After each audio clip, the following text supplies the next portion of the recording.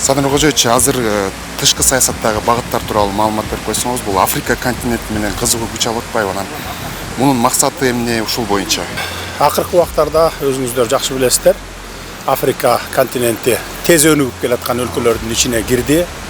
Анткени булар көз карандысыздыкка бир 70 жыл, 100 жыл мурун жетишкендигине карабастан бир топ убакыттар бери жакшы өнүгө албай келген. Мына азыр эми ушул темпте азыркы убакта жакшы темп менен өнүгүп атат да.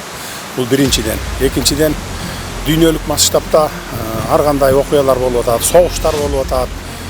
Ойго келбеген жерде эки өлкөнүн ортосунда чыр чыгып согушуп атат дегендей. Ошого байланыштуу биз Африка өлкөлөрү менен болобу, бардык өлкөлөр менен дүйнөдө, мисалы ООНго кирген мамлекеттерде 195 өлкө бар.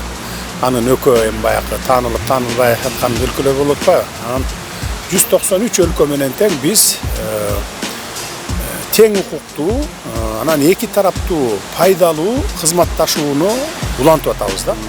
Мына ошол максаттарыбыздын бири. Анткени баягы канчалык жакшы кызматташсаң, башка өлкөлөр менен соода саттык алакаларын түзсөң, ошончолук эки өлкөгө тең пайдалуу да. Ошондуктан азыр биздин өлкөгө дагы Африка өлкөлөрү кызыгып, бул Кыргызстан деген өлкө бар экен деп, эми бизди көпчүлүк өлкөлөр билчү эмес да Кыргызстан бар экенин. Анан акыркы убактарда жакшы билип, биз баягы ООНго барган мезгилдерде көп өлкөлөр менен жолугуп, баарлашып, саммиттерде жолугуп, баарлашып, ушинтип атпайбызбы? Ошондо көп өлкөлөр ушу бизге келгиси келип, баягы кызыктар да. Анткени биздин акыркы 4 жылдан бери карай өсүү темпибиз да жогору болуп атпайбы? Ошого карата мына эң алдыңкы 3 өлкөнүн бирине кирдик. Биздин ички дүң продукциябыздын өсүшү боюнча. Мына ошондон да кызыктар болушат, анан келишет. Негизгиси кайсы мамлекет болбосун биз тыгыз кызматташып турсак, ал зыяны жок. Эки өлкөгө тең пайда болот да.